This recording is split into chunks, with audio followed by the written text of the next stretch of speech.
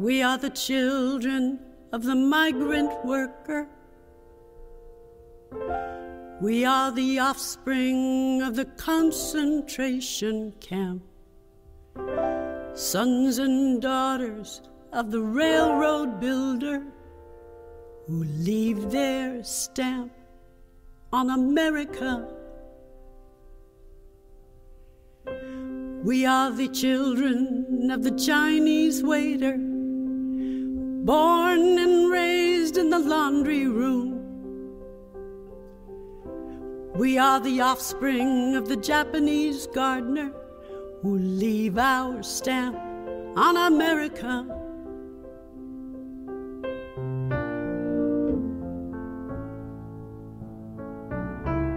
Sing a song for ourselves. What have we got to lose? We've got to sing a song for ourselves. We've got the right to choose. We've got the right to choose.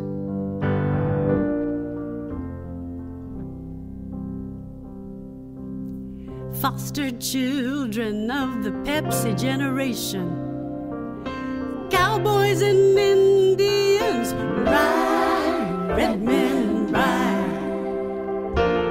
We're watching war movies with a next-door neighbor and secretly rooting for the other side.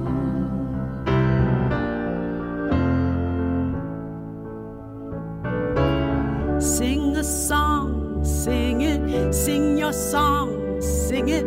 Sing your song, sing it, sing your song, sing it. Sing a song for yourselves. What have we got to lose? We've got to sing a song for ourselves. We've got the right to choose. We've got the right to choose.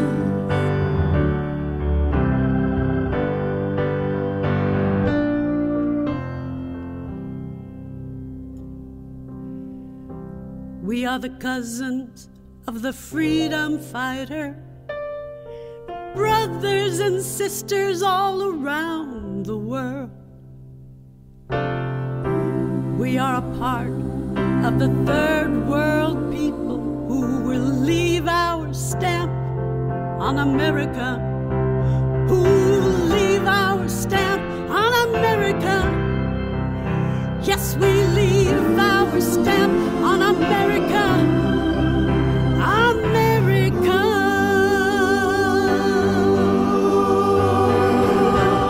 Sing a song, sing it. Sing your song, sing it. Sing your song, sing it. We've got a song to sing. Sing your song, sing it. Sing your song, sing it. Sing your song, sing it. We got a song to sing. Sing your song, sing it. Sing your song, sing it. Sing your song, sing it. We got a song to sing. Sing your song, sing. Sing your song, sing. Sing your song, sing it. We got a song to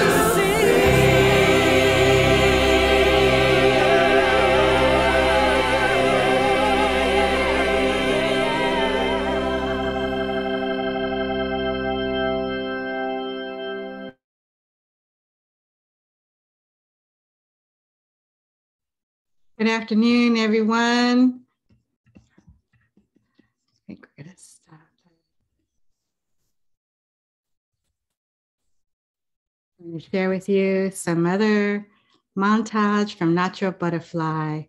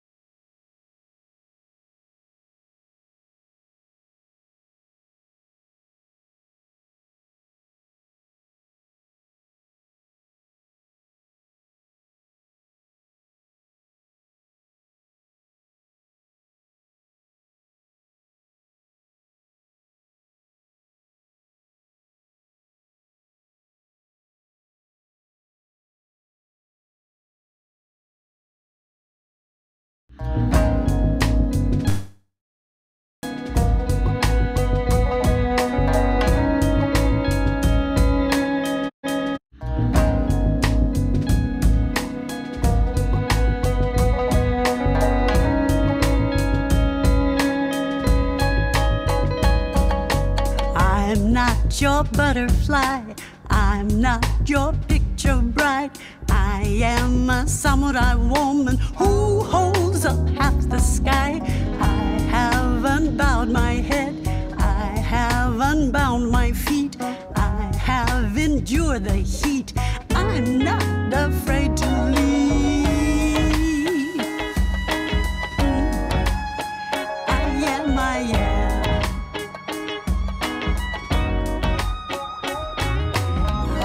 have crossed waters wide. I have climbed mountains high. I carried you inside my heart when I took a stride. I am your memory, stories of you and me, moment of breaking free, so you can be, you can be. I am. I am. I am. Hey, I am.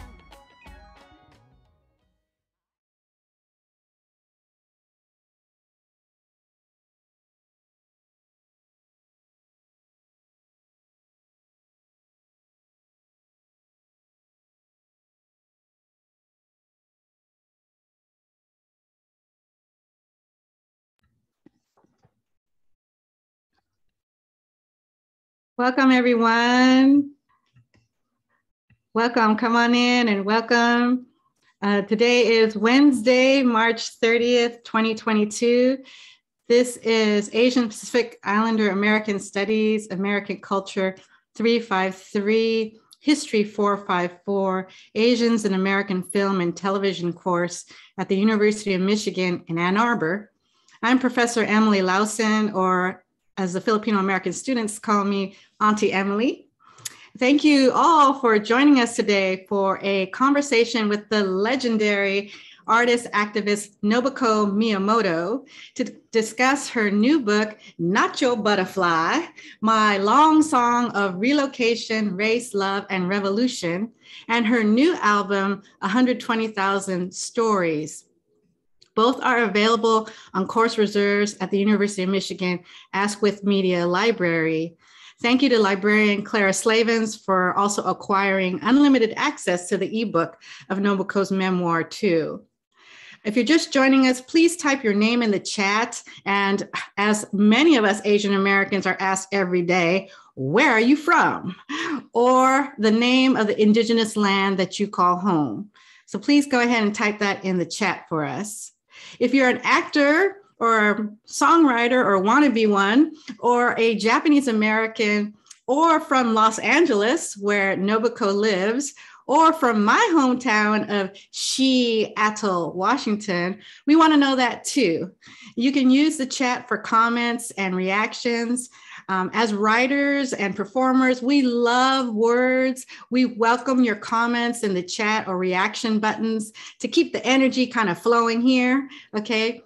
And since we cannot see you during this webinar, we welcome and rely on your comments in the chat and reaction buttons to keep that energy flowing. Please use the Q&A box that you see somewhere along your controls there to ask a question if you have a question, so it doesn't get lost in the scroll of comments, okay? So if you have a question, go ahead and you can type that in the Q&A box. If you are a student enrolled in this class and want to appear on screen or audio to ask your question, please note that with your question in the Q&A box. Okay. I want to thank also our sponsors, the Asian Pacific Islander American Studies program in the Department of American Culture, and our event and communications coordinator, Giota Takchara, for all of their help. All right. We got folks from all over the country here today. Thank you. Thank you. Keep it coming in the chat there. I feel very blessed and honored to introduce our guest today. I was trying earlier to remember when we first met. I think it may have been 30 years ago when I was a baby. or a graduate student at UCLA's Asian American Studies Center. And Nobuko performed for the 50th year Day of Remembrance of Executive Order 9066. We got to know her better in 1998 when we organized the Serve the People Asian American Activism Conference and brought Nobuko Miyamoto, Grace Lee Boggs, and Yuri Kochiyama, 3 revolutionary Asian American women activists, together in their only joint public appearance ever together. And if you read the book, you see that photo in Nobuko's book that Margie Lee and I insisted that they take. And I'm so glad that we did that day. However, it wasn't until Nobuko was the doula for my sister friend, Jenny Kawita, who was managing director of Great Leap, that we all really worked together, especially on the I Dream a Garden project here in Detroit, Michigan, with Grace Lee Boggs and Detroit Summer. Nobuko has been an amazing role model and mentor to not only me, but our daughters who grew up singing their Auntie Nobuko's songs. Nobuko Miyamoto is a Sansei, 3rd generation Japanese American songwriter, dance and theater artist, and activist. She began her career in acting in 1956 when she performed on Broadway in The King and I, and in 1961 was cast for the role of Francisca in the original motion picture West Side Story. So if you saw the remake, you'll have a lot to talk to her about today. Using a shorter stage name of Joanne Mia, she also appeared on television shows such as Arrest and Trial from 1963 to 1964 and The Doris Day Show in 1968. But we all know in ethnic studies what was going on in 1968. And so after that, Nobuko became an activist, took on the name Nobuko, actually started using her real name, Nobuko, I should say, and became an activist and composed what I consider the musical soundtrack of our lives, the musical soundtrack of the Asian American movement. Currently, she is the artistic director of Great Leap, a Los Angeles-based multicultural arts organization, which she founded in 1978, which uses art as both performance and creative practice to deepen relations among people of diverse cultures and faiths and to transform how we live on the earth. Rooted in the Asian American community, Great Leap promotes cross-cultural exchange with local and nationwide audiences and communities. 2 of Nobuko's albums are part of the Smithsonian Folkways catalog, A Grain of Sand, my favorite album of all time, with Chris Iijima and Charlie Chin, produced by Paradon Records in 1973, and 120,000 Stories, released by Smithsonian Folkways in 2021. Her memoir, Nacho Butterfly, My Long Song of Relocation, Race, Love, and Revolution, was published by University of California Press in 2021 in a series that is co-edited by one of our esteemed University of Michigan professors, Dr. Earl Lewis. And a shout out to our ethnic studies colleagues, Professor Deborah Wong and Professor George Lipsitz at the University of California, who served as editors of the book. I think the last time that Nobuko performed here at the University of Michigan was almost exactly 12 years ago. It kind of came up in my memories feed when Asian Pacific Islander American Studies brought her for the Out of the Margins Asian American Movement Building Conference. And she performed with DJ Patrick and Geologic of Blue Scholars and Kiwi of Native Guns in an amazing compilation that resulted out of the Song for Ourselves movie and soundtrack. But in my 22 years of teaching here, this is actually the first time I've been able to have her speak in one of the classes that I teach. So I'm very honored and happy to have her. Please give a warm Michigan welcome to Nobuko Miyamoto. Hey, how are you, Emily? Yay, I'm great. How are you doing? Good to be here with you, yes. And I'm not in Los Angeles. I'm actually here in Atlanta. And I'm on my way to Montgomery, Alabama today, actually, after I finish this. And I'm reminded, well, hello to everybody. I see there's people here from everywhere. My goodness. This is a real gathering. And it's a pleasure to be able to communicate with you. So here I am in Atlanta, and I realize that the people who are hosting me here are 10 minutes away from the place that 6 Asian women were killed last year. Almost to about a week ago that this happened. And that was a moment I think that gave all of us pause. And what struck me was that it took days before we heard the stories of who these women really were. Days. We didn't know their names. We didn't know who they really were. And a lot of assumptions were happening. Now, a few days later, there was a mass killing in Denver, and immediately we knew who these people were who were murdered. But somehow these Asian women remained a mystery for several days, and their stories. So that really struck me,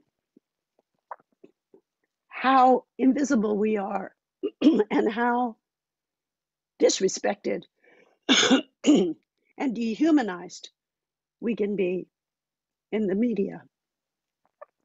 And that's why it's important to be a storyteller right now in this world. You who are in media or interested in media, you are a storyteller. You are bringing stories to life that need to be told.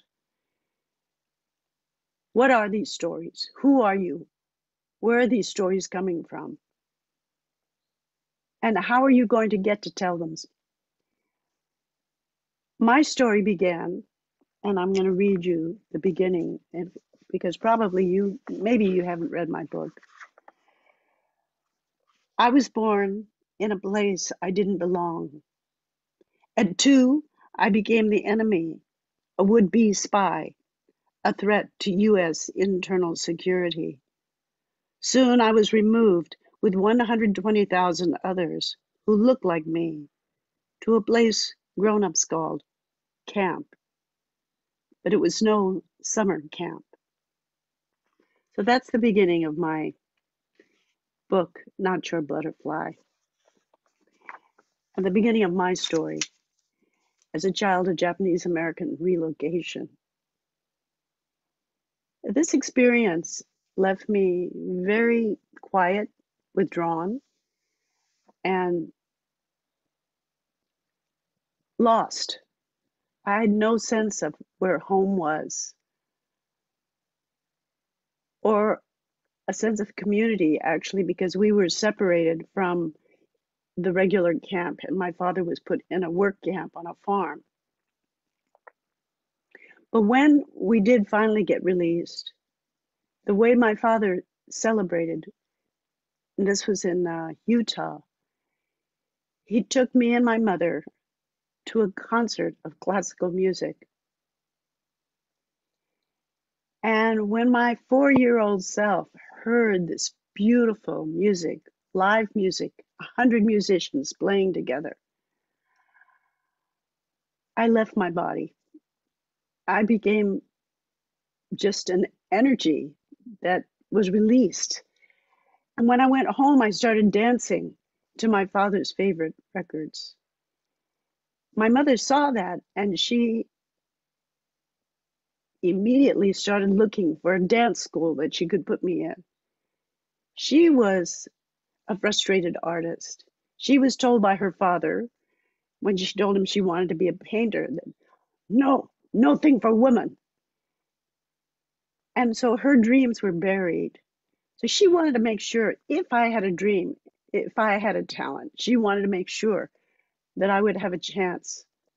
So she made it her business to, when we moved back to Los Angeles, to find a dance school, to give me piano lessons, to make sure that I had a chance that she didn't have, to be an artist. And my father also supported that. And a lot of parents, especially of that generation, first and second generations, I'm a third generation Japanese American, people think that's a crazy thing to let their child do, to be an artist. It's no way to make a living. But somehow my parents, because of their own frustration, my father's love of music, my mother's love of art, encouraged me to do so. So at a very young age, I began working because I had training. I was trained in ballet in a very intense program, and modern dance. And at the age of 15, I had an opportunity not to perform in the stage show of King and I at that time, but in the film, The King and I, in the ballet sequence of, it was called Small House of Uncle Thomas. This was called actually Uncle Tom's Cabin, interpreted as a Thai ballet. And I'm going to show you another video of that has within it small sequences of several of the early projects, films and Broadway things, that mostly films that I did. And then I'm going to talk a little bit about my experience in doing that, and also how I look at it at this point. Okay.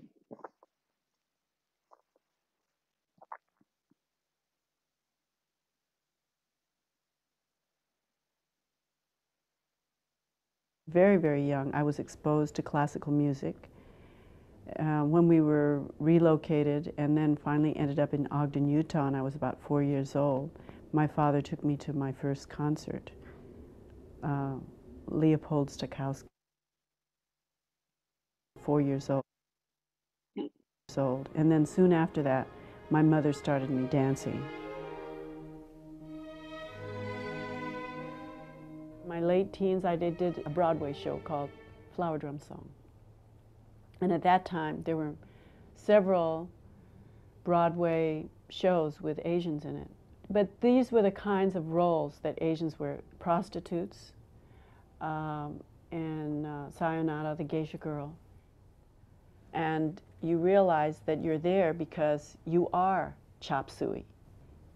You are the watered-down version of Chinese food. But I still loved dance, and I still loved the theater, and I didn't know how I was going to overcome it. And it was shortly after that that I auditioned for West Side Story, the movie. And then I said, oh, yes, finally.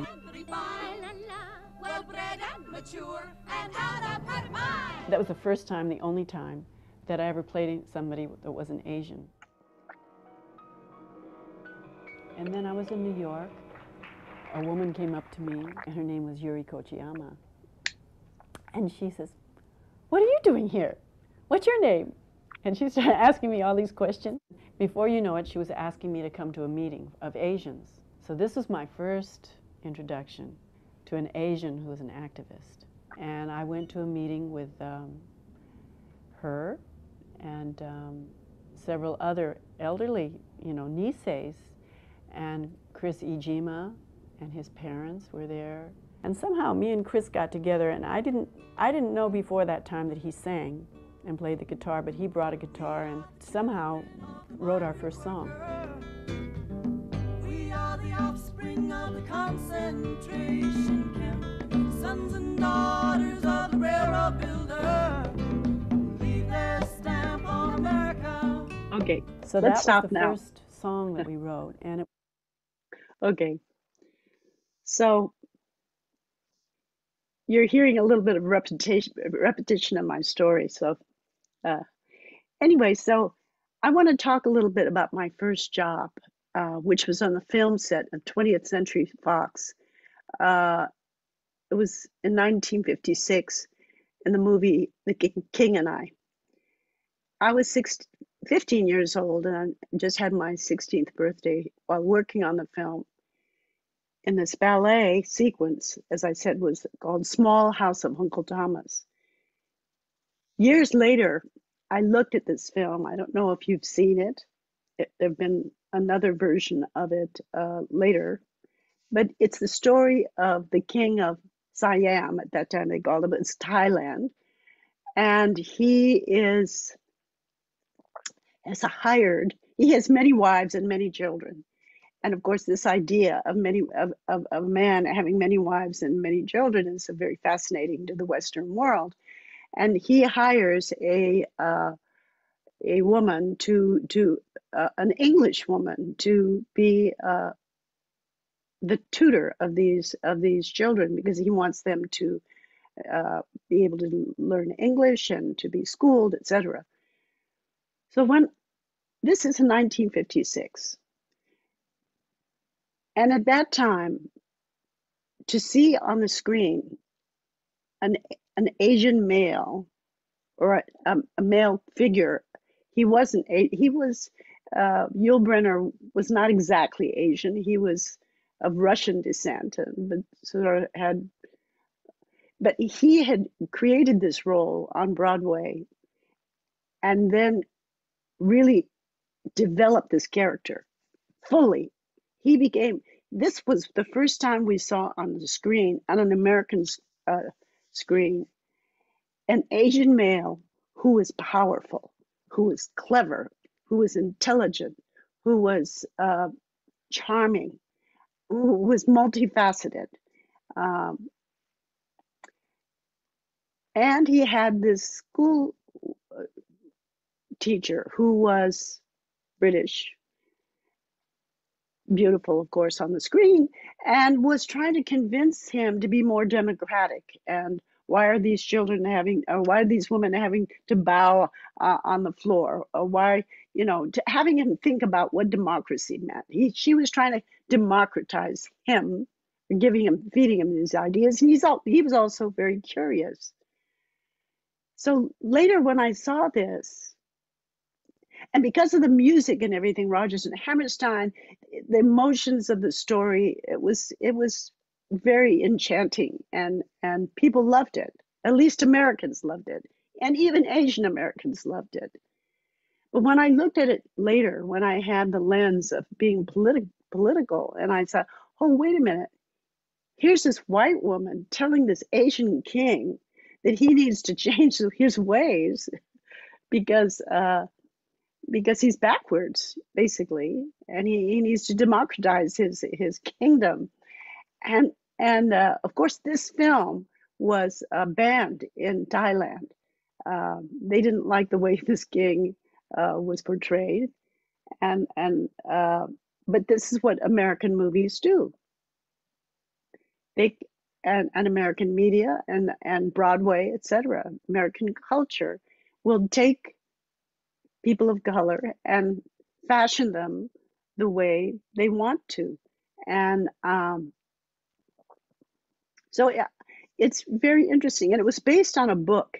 Now I can't remember the author, but later I found out that this author, who was the original teacher in Siam, in Thailand, was actually not 100. She was not British, 100% British. She was a half Indian and half British. Her father was in the military, but she had to hide that identity in order to get this book published.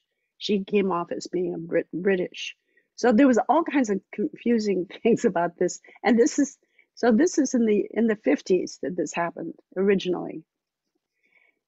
So then the next the next project I did was Flower Drum Song on the Broadway version. I didn't do the film because I didn't want to perform in the film and do less than I did on Broadway, which I was a featured dancer on Broadway. But it was very interesting watching this project being developed because it was written by C.Y. Lee, a Chinese American a writer who had written books but had never had anything shown on Broadway. And I watched him in the theater. I was 18 at the time, he was observing Rodgers and Hammerstein portraying his book on the stage, that he didn't actually have the power to do that himself. He had to rely on people who had the ability to produce this show on Broadway, and then later the film. We didn't have a voice. Asian Americans didn't have a voice at that time. We had to rely on an interpreter in order to have our stories told. Now, the third project I was in was a film called West Side Story. And I had worked for the choreographer Jerome Robbins in The King and I previously. And so when I auditioned for West Side Story, which was the most rigorous audition I had ever seen, and the most people I had ever seen auditioning for anything, because every dancer in Hollywood and beyond wanted to be in West Side Story. So somehow I passed for Puerto Rican. And here I was in this film, the first thing that I've ever done that I wasn't stereotyped as an Asian. And it was a story that people of color could believe in. You know, it was a story about the conflicts of racism, and the questions about, do I love America or do I want to go home, or what? And it was, the characters were full. They were not the background. The dance was not just supporting the star. The dancing in that movie was the star. And I don't know if you saw the new West Side Story or if you saw the old West Side Story and how you feel about it, but we can talk about that in a little bit if you want to. But it was very interesting. So I'm 20 years old here. This is 1960. I'm old. I'm 82 years old now, and I've seen quite a little bit. So I remember that on the set, it was the first time I really became aware of class differences in the film business. You know, Rita Moreno had a chair, you know, with her name on it, and she had a trailer, not a big trailer. Natalie Wood, she had a big trailer and a chair as well. And we dancers, we didn't have chairs to sit on. There was definitely, usually in films, dancers were treated almost like extras. They were paid like extras. In this film, West Side Story, we were paid as actors because we were actors in the film, and but also they paid us as actors because they could work us longer hours. They paid us more, but they could work us longer hours as actors. And so, but in the film, there were Puerto Ricans and people who played Puerto Ricans, and some of them were Black Puerto Ricans. Some were actually Black, and some of them, and the other gang, the Jets, were white people. Well, when some of them who came out from New York and the Broadway show to live and to make this film in Hollywood, the place that they put them in, the motel, actually the apartment, wouldn't allow the people of color to stay there. So they had to find another place to live. So that we were segregated outside of the set. There was segregation because Hollywood, and there was segregation. There were places that people of color could not live at that time. And yet there was no way of protesting that at that, and it was 1960. And so there were contradictions about being in this film, which was about race and equality, and making of the film. So I want to actually stop here and see if you have some questions about this, if about the making of these things or anything before we go on. Emily? Sure, thank you. Jill has a question in the Q&A. Jill, do you want to ask it or do you want me to just read it? You want? I'll read it. Okay. She says, in a couple chapters, in a couple chapters in your book, you discuss actors playing roles in Hollywood of races or ethnicities they are not a part of. For example, Yul Brynner, a Russian, playing the Thai king in The King Eye, yourself playing a Puerto Rican in West Side Story, and Juanita Hall, an African-American woman playing a Chinese woman in Flower Drum Song. You discuss how in these decades of the 50s and 60s, opportunities were slim, but there were many positives of the representations that came from these films, though their reception might be different today. Through your career, how have you seen the Hollywood landscape change for Asian American representation or opportunities? In your opinion, what are the notable turning points, if any? I still think there are limits to what people of color can do in the film, especially in the film industry. But I want to talk specifically about, because I was not Puerto Rican and I was playing a Puerto Rican in West Side Story. But just being a person of color, in a film like West Side Story was one, a challenge, but it was an act of liberation to be able to do that for somebody like me.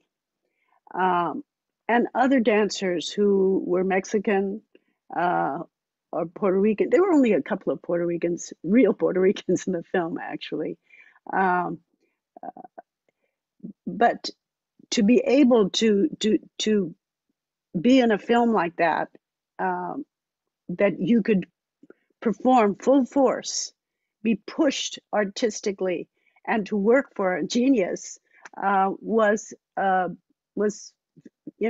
feeling like you were victorious to be able to do that. Now, that being said, it has always been a struggle for people of color in that industry, in the film industry. There were times when there were openings, sort of people who are novelty actors who squeaked through. But World War II, I think, really affected the ability of Asian actors to be in films. They mainly, at that point, they were the enemy. They were portrayed as the enemy, as a sort of background and characters.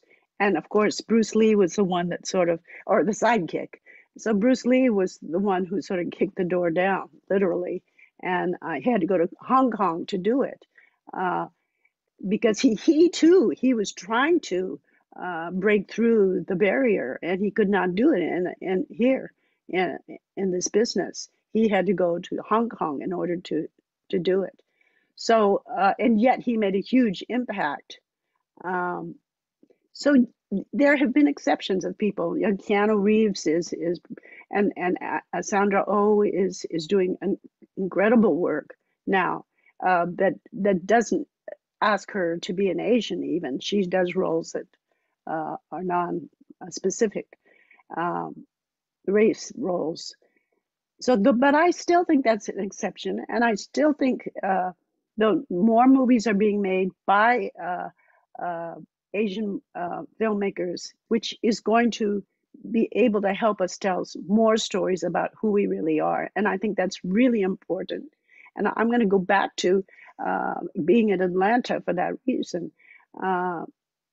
There is a large segment of America that still sees us as foreigners. They cannot accept us as Americans. And we've been here for 4 or 5 generations, some 6 generations, and yet we are still not looked as Americans. And as Emily said, "Where are you from?" is the famous line that we're all familiar with, that we have to answer again, and again. So this is why I believe you can't legislate hate. Yes, you can say it's wrong. You can punish those who do things that are crazy, like what happened here. But you can't take hate out of people's heart without them really changing a person's insides, how they feel about things. This is where culture is so powerful, because story is how we change people. Being next to people, living with people, being part of each other's stories. That's how we change their opinions. Only by their experience with you and through deeper knowledge about knowing about you. And I'm gonna read this other part of my book.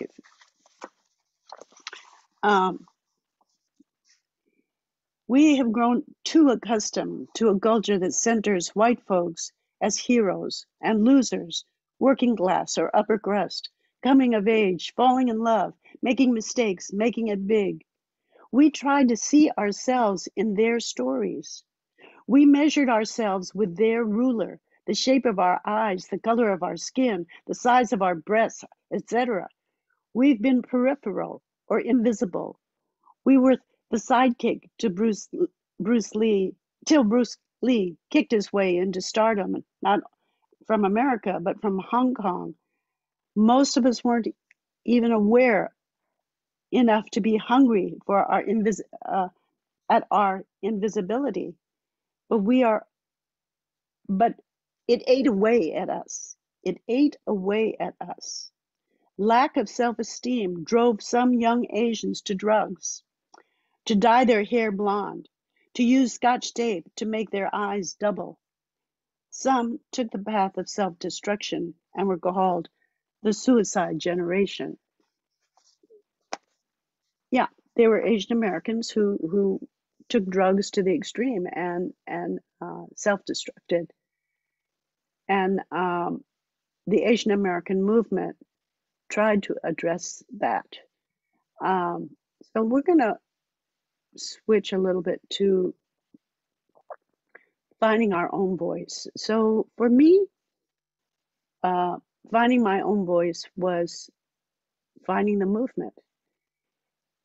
And actually, my entrance to the movement was not through the Asian American movement. This was helping to make a film about the Black Panthers, a docudrama about the Black Panthers. And there I was introduced and hung out with and really dove into the water of revolution in 1968, a time when the Panthers were being hunted and killed by the FBI in this government. And so I saw Black people struggle in a very close-up way. And that led me one day, as we were making the film, to East Harlem and filming a segment in a church called the Young Lord's Church, but it was Puerto Ricans had taken over a church in East Harlem because they wanted a breakfast for children program, as the Black Panthers had done. They wanted to feed young Puerto Rican and Latino kids before they went to school in the morning. And they had asked this church many times, can we use your kitchen to do this? And the church kept rejecting and rejecting. And finally they said, we're going to take over the church. And the community helped them take over the church. And so inside this church was what I talked about, Yuri Kochiyama. First time I met Yuri Kochiyama. She was wondering what I was doing there, and I was wondering who she was. This middle-aged Japanese American woman who sort of looked like my aunties. And I was very curious, and until I found out that, my goodness, this was a woman who was friends with Malcolm X, who lived in Harlem, who raised 6 children in Harlem, who chose after World War II and being in camps that she and her husband wanted to learn more about Black people. They were going to live in Harlem. They were going to participate in the liberation struggle for Black people. And that sort of just took me aback, because my parents were like, "What are you doing in the movement? Why are you doing all these going to these demonstrations?" And they were like upset. And here on the East Coast were people of their age who understood the struggle and who were participating in the struggle. It was just so different and fascinating to see that happen. So that's how I got involved in the Asian American movement, because of Yuri Kochiyama. And that's how I got involved with Chrissy Jima, because we were part of Asian Americans for Action, this group in New York City. We went to Chicago. I think I saw Chicago somewhere in here. And we were going to meet Asian Americans from the West Coast. And we were going to speak to the Japanese American Citizens League to tell them to take a stand against the Vietnam War. And when we got there and we saw, oh my God, we're not just one group here and there. We're a movement. We're the Asian American movement. And we went, okay, so here we are. Let's just hear the music.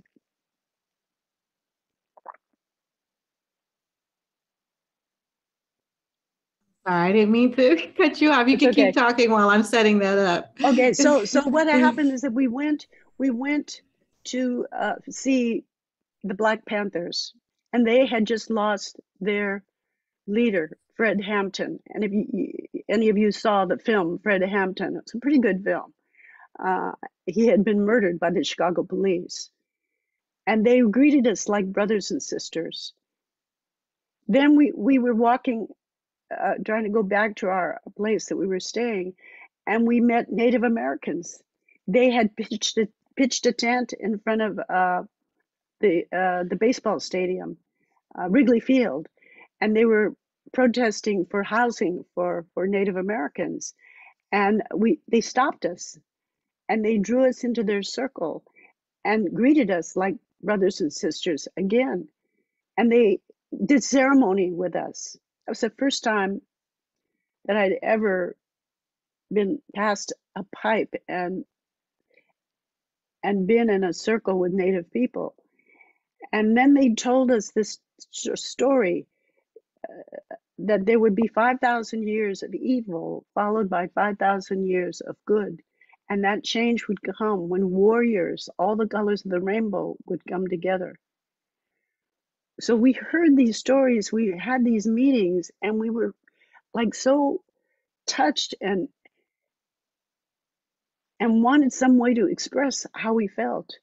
And Chris brought out his guitar and he started fiddling around. I didn't realize he played the guitar, and he started singing, and I was like, wow, this guy, he's got soul.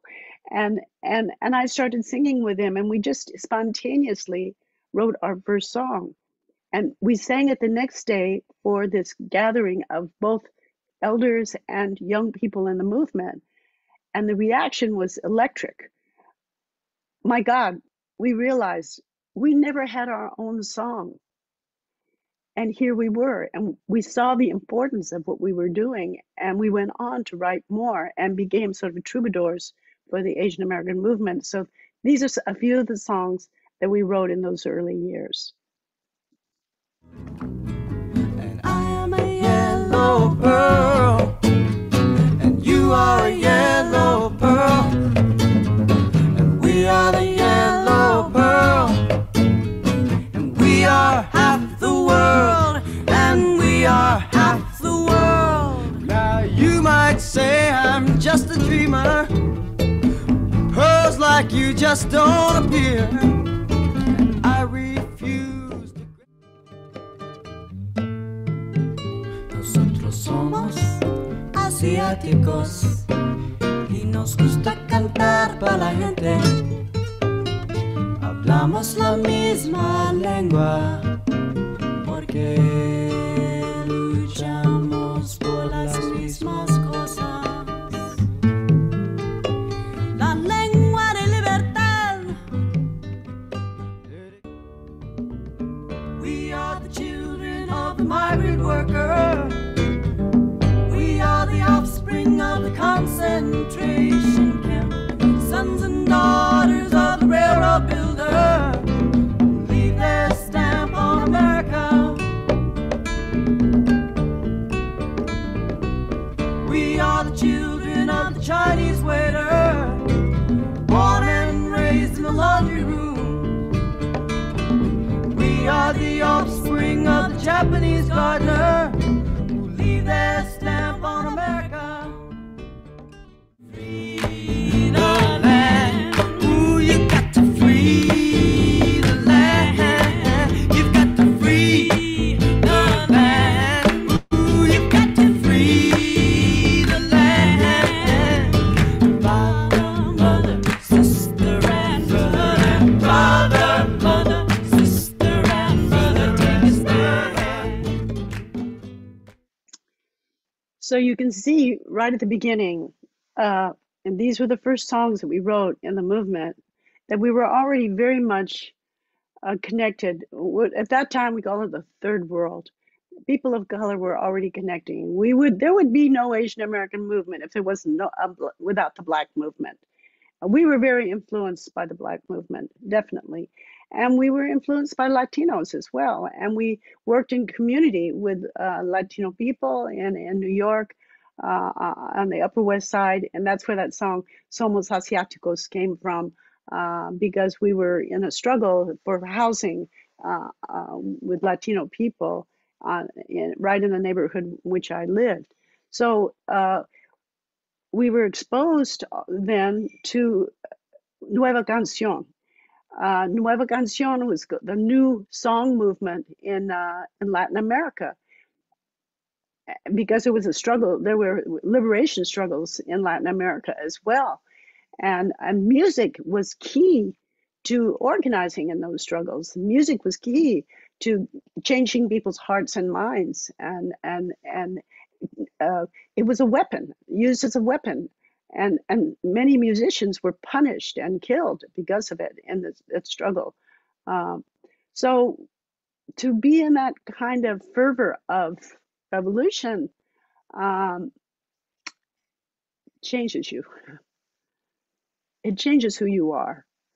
And it changed how I saw how art could be used. I had been trained to be an assistant, to wanting to be part of the Hollywood machine or the Broadway machine, the American cultural scene, which didn't want us anyway. So what happened is really we turned inward. We turned inward and we began to sing a song for ourselves, basically. That we, before we could go out into the world, we needed to heal ourselves. This music and making art within the community was a way of healing, of trauma, of being invisible. We had to allow ourselves to see ourselves, to know ourselves, to define ourselves. And so these early stages in the late 60s and the 70s, that was the process that we were going through. And we were building a library of films, of videos, of music, of books. It was a renaissance, in a sense, where we were now creating a voice. And it takes many people to create a voice. You don't create a voice with one person. A culture is created by layers, and that's what we were part of. And that has continued on slowly but surely, till now we have a critical mass of books that represents who we are. We have Asian American studies, we have American studies, etc. We have a field that we can see and recognize. But also there's resistance to that. And I want to show you, we were invited by, somehow John Lennon and Yoko Ono heard about us, and we were invited to perform on the Mike Douglas Show, which was an afternoon talk show in which John Lennon and Yoko Ono were going to host. And so they invited us on this show, and there was resistance to having us on there because they had to kick off a black singer in order for us to come on. And so it was when we met John and Yoko at their flat before driving with them to Philadelphia to do the show. There was also a power scene going on between John and Yoko and the television system, and to see how much power they had. And so that was going on. And I'm going to show you a clip of our part in this show, and then I'm going to talk to you what happened behind the scenes as we before we did this song. Okay, show a little bit of this.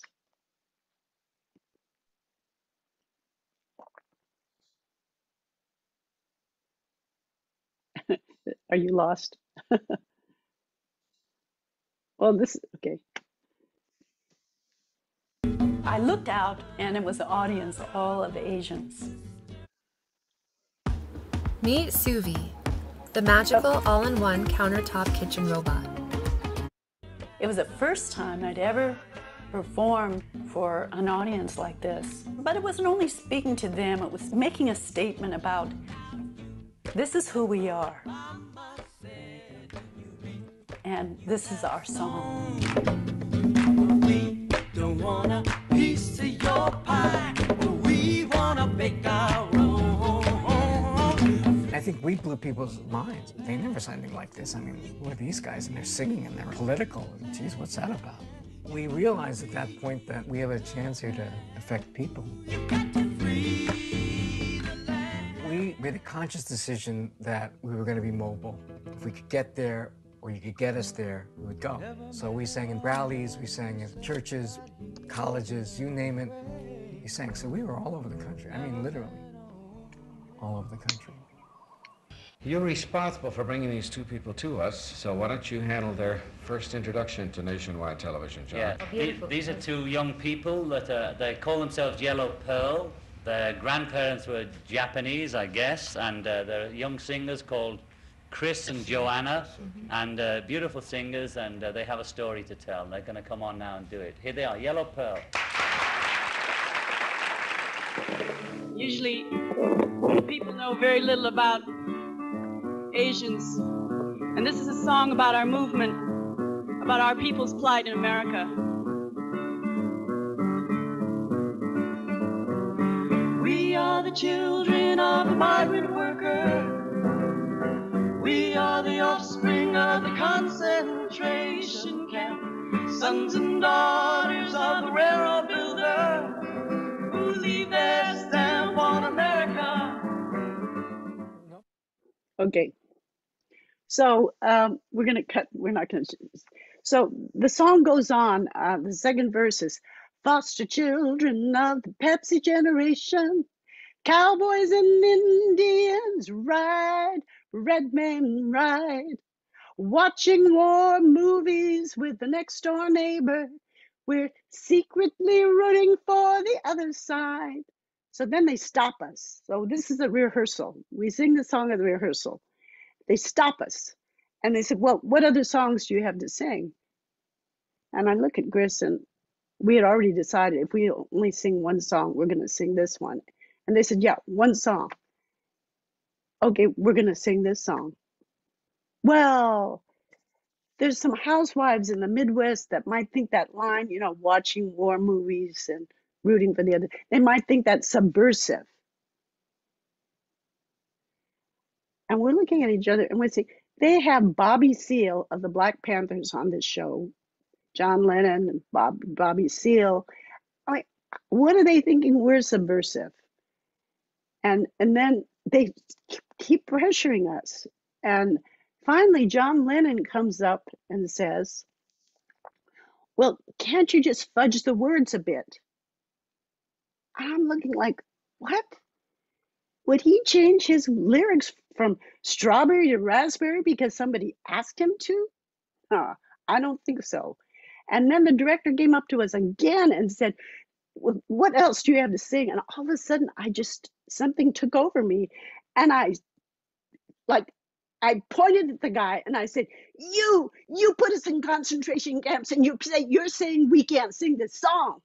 And I turned my back and I walked. I was ready to walk back to New York City from Philadelphia.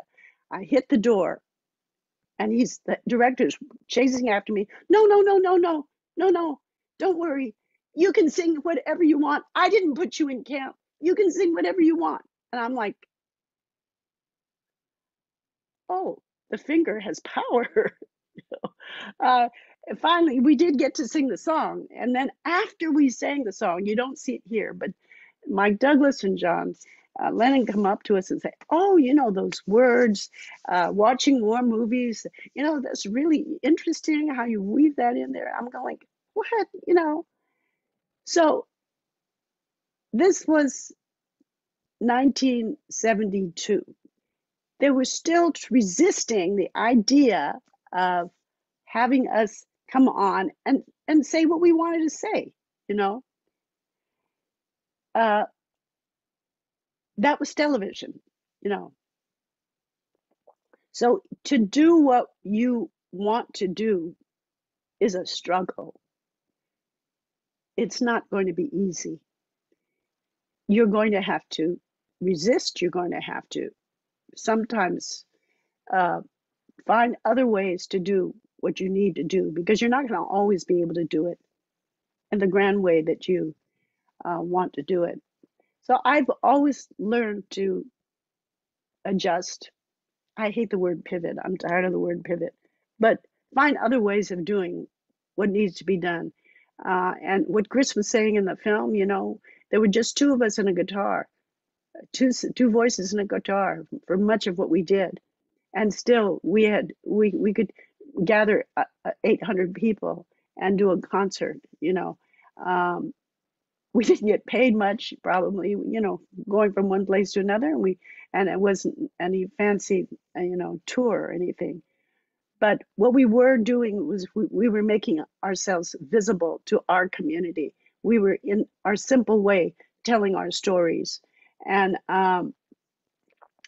so that resistance, of course, when I wanted to go back to Los Angeles because living in New York, I was not in my community. It was not where I had family, had history. So I wanted to go back to Los Angeles and really put my roots down there. And I wanted to be a community artist. I wanted to express the stories of my community in whatever way, through dance, through music, through musicals. I created musicals, and I happened to be offered a place to rehearse and to teach dance at Senjin Buddhist Temple. A Buddhist temple offered me a place in South Central Los Angeles to rehearse, to teach, to become part of the community and learn what it means to be Japanese American. So the movement was teaching me something, but also my community was teaching me something. And if anybody has questions that they want to, because I'm going to go on to another another section. If somebody has questions, you want to speak out to me, do it. Don't be shy, okay? Should we go on, or you want to wait? I think I'll share this one while folks are typing their questions in the Q&A. Okay. And I think it's BYO, that one. Okay, so before we do that, I'm going to talk about being a community artist. What does that mean? Oh, yeah, it means that you don't make the big bucks, but it also means that you have freedom. You have freedom to do the kind of work that you want to do, and you have to be very ingenious and making those things happen. How to raise money, how to get people to join you.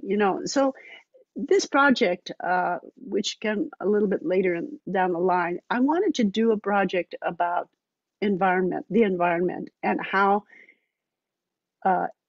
we as a community affect that environment, to get Asian Americans to think about it. And Reverend Kodani at Senshin Buddhist Church, he was going crazy about chopsticks, about the throwaway chopsticks. We call them waribashi. And he's saying, stop using these wooden chopsticks. They're cutting down, forests for us to do this. So he was trying to get them to use bamboo instead of. And so when I got that idea, I said, yes, look at all these restaurants. Look at all these people. We should carry our own chopsticks. So this is the video. And how I did it is I had to go to 10 or 12 of my best friends and say, give me $500. Give me some money. And because I can't explain this to my board what I want to do, but this is the music video we want to make. So you can see it. All right.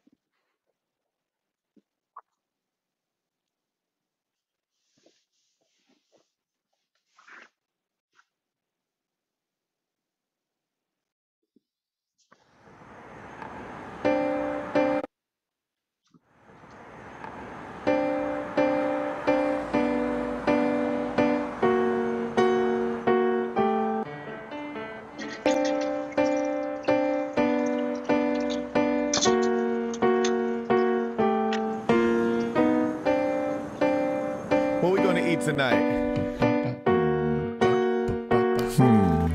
I don't know.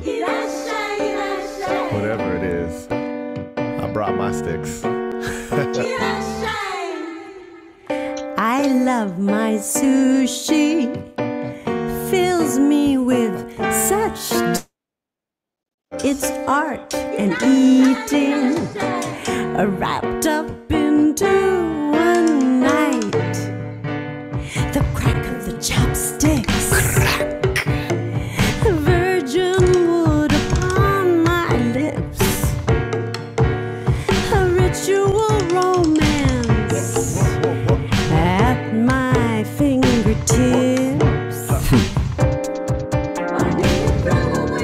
Why did you throw away, throw away, throw away? How many trees need to fall, y'all?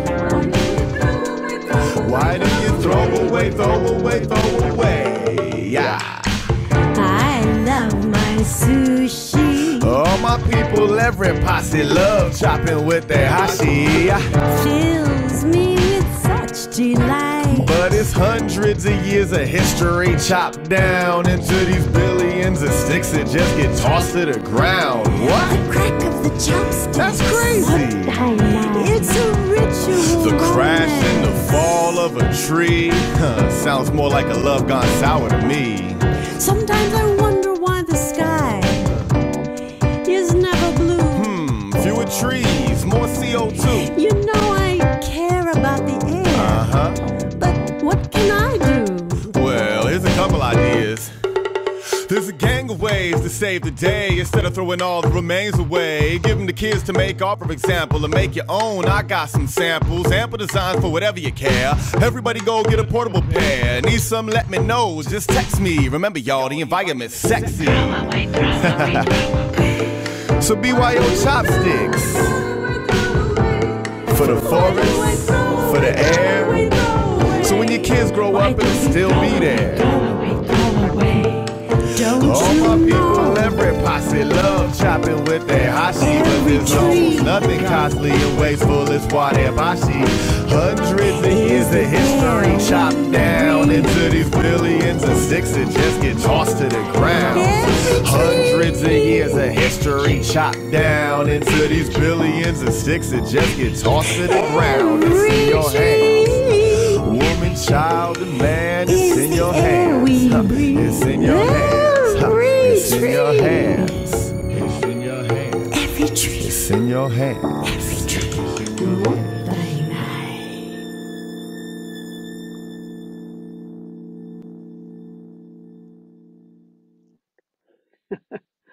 So that's an example of an alternative approach to filmmaking, um, starting from scratch, starting really from nothing. But we got to say what we want to say, and we made a few more of those, and we're still open to making more. So, so this has been a long journey, and I want to leave a little bit of time for Q&A. So.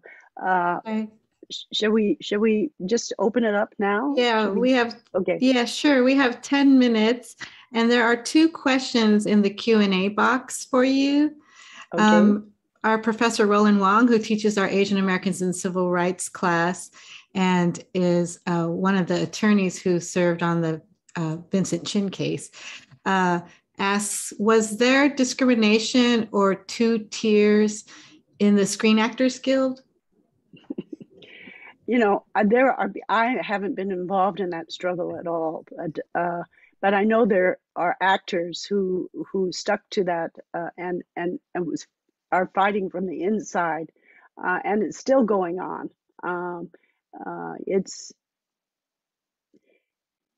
We don't have a voice still in Hollywood, and those who have a voice are exceptional, but we want to make this not just an exceptional situation. We want to have equal representation. So it's a struggle. It's a long struggle. It's not going to happen overnight. And I believe we have to push from the outside, making work from the outside, as well as pushing in the inside. Both of those happening will help to push to make progress in that direction. So, and my choice was to stay on the outside.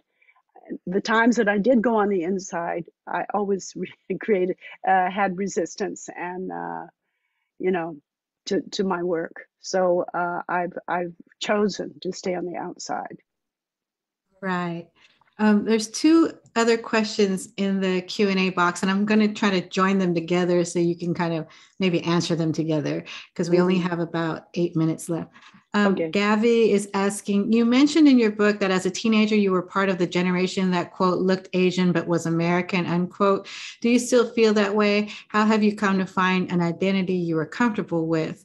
And then Wen Zhao asks, despite coming a long way in the last few decades, the role of Asian Americans in civil rights is still not as well known or forgotten. What are some ways we can improve the visibility of Asian Americans, organizations, and artists that promote Asian American rights? It's a perfect question for you.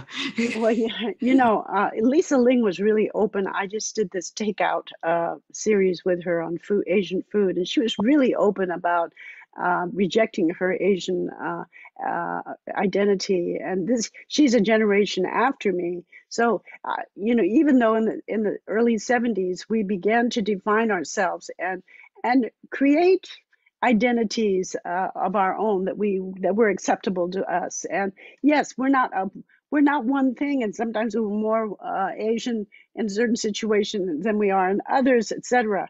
We're very fluid in how we present ourselves and how we think of ourselves, depending on who we're with at the moment. And in some ways, it's fun. We have that agility to do that.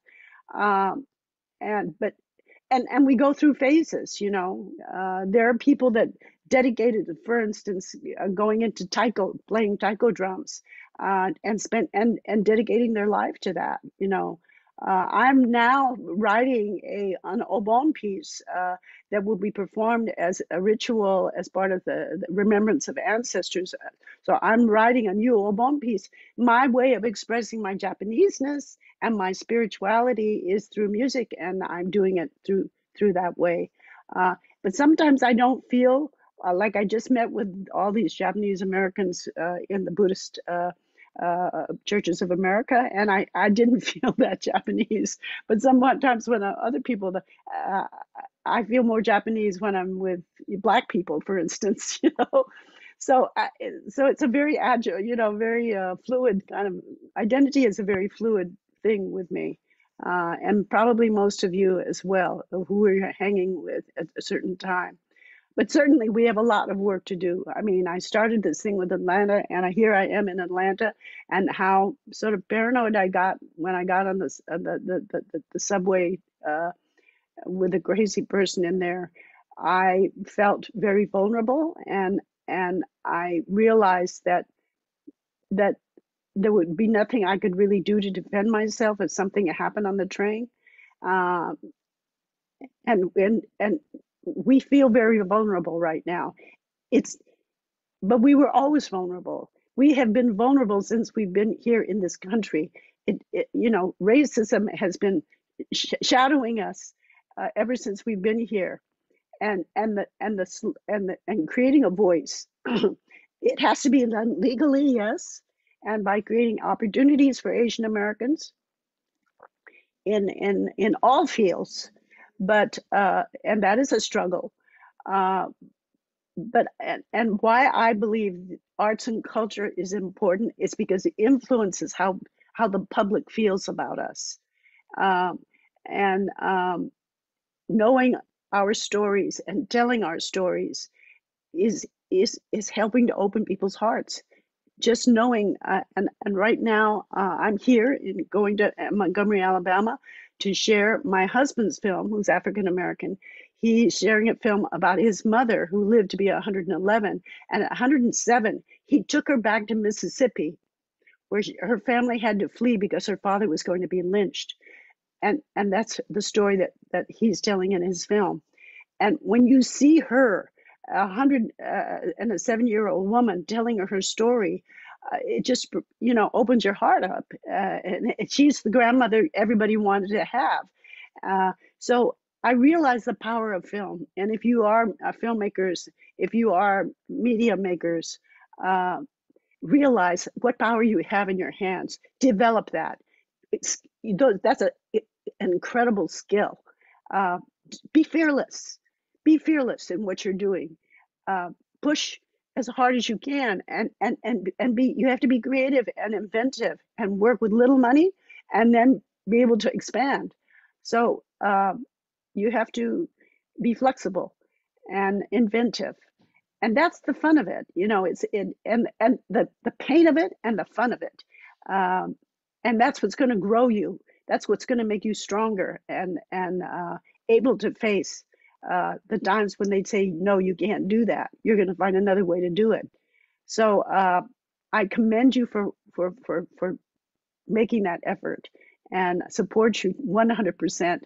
And knowing that you have me and others like me who started early to make that path.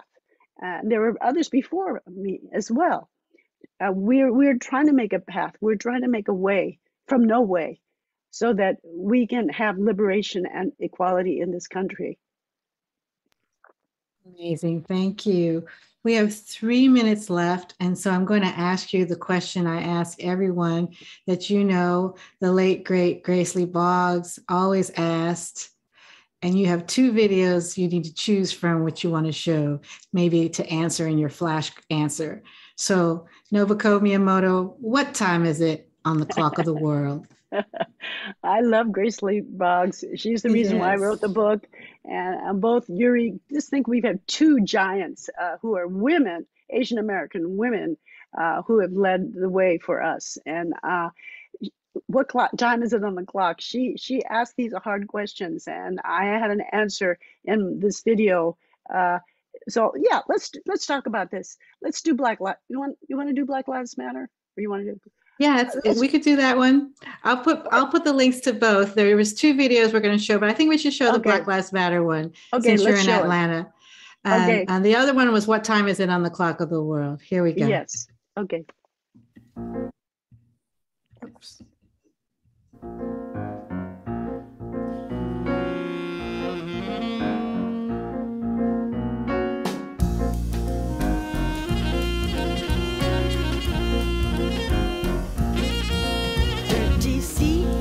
Lie in the shadows, waiting for the light, talking story round kitchen table, clear as black and white.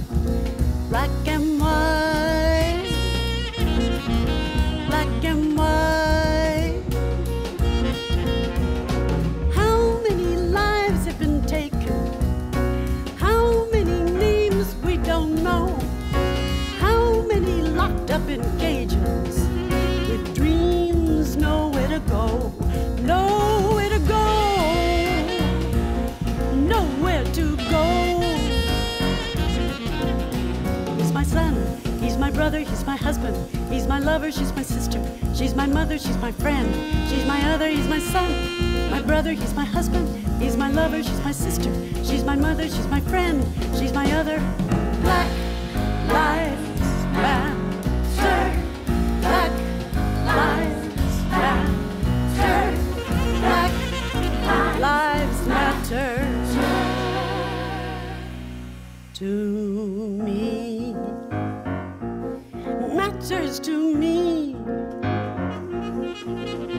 Since slavery and lynching, since don't have a Chinaman's chance, since cowboys stole the Indians, your land is my land.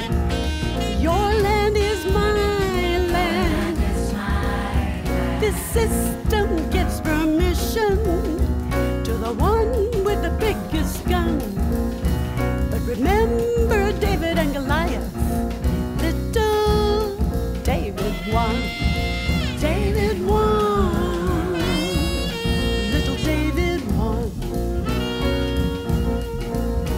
In the moonlight or the sun, Baltimore or Ferguson, in your home or in the hood, Compton or Hollywood, in the alley or your car, Charleston or New York, in the subway or the street, Brooklyn or Royal Heights. Black lives matter. Black lives matter. Black lives matter to me. He's my son, my brother. He's my husband, my lover. She's my sister, my mother, my friend. He's my son, he's my brother, he's my husband, he's my lover, she's my son, she's my mother, my brother, my friend, my other husband. He's my son, he's my brother, he's my husband, he's my lover, she's my sister, she's my mother, my friend, my other. In the moonlight or the sun, Baltimore or Ferguson, in your home or in the hood, Compton or Hollywood, in the alley or your car, Charleston or New York, in the subway or the street, Brooklyn or Royal Heights. Hey-oh.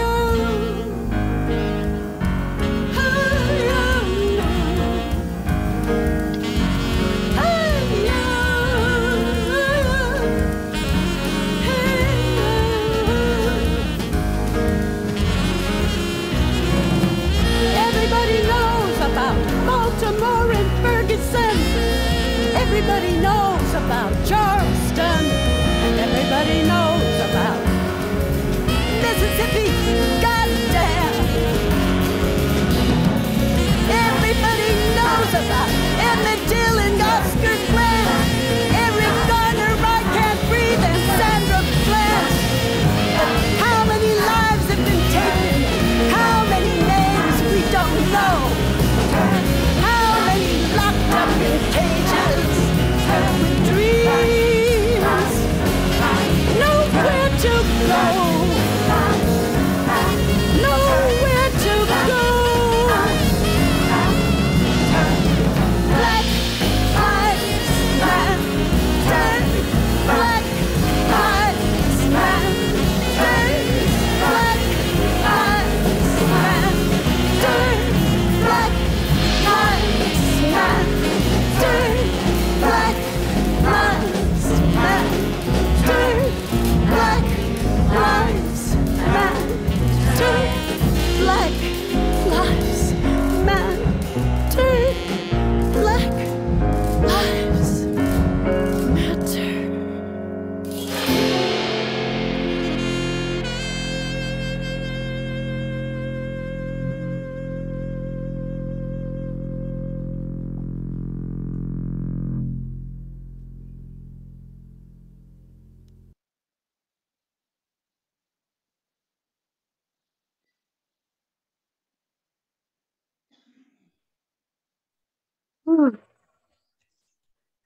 Thank you so much. Thank you from the for bottom of my heart. It was amazing.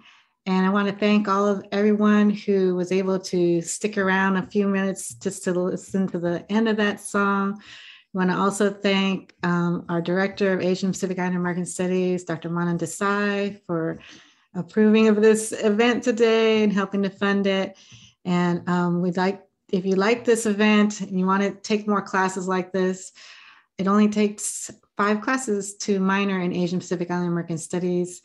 There's some flyers on our website. Just any last words, Nobuko? Well, thank you for what you're doing, Emily, and for all of you who are interested and pursuing, truth, to tell the truth, to tell our stories in this important moment. This is how we're going to change the world. So keep pushing. Thank you for being here. Ashe, makibaka, ganbate. Thank you so much. Thank you. Thank you, everyone. Thank you. And for the class, we'll see you back on Monday. Thanks, everyone. Stay safe. Peace.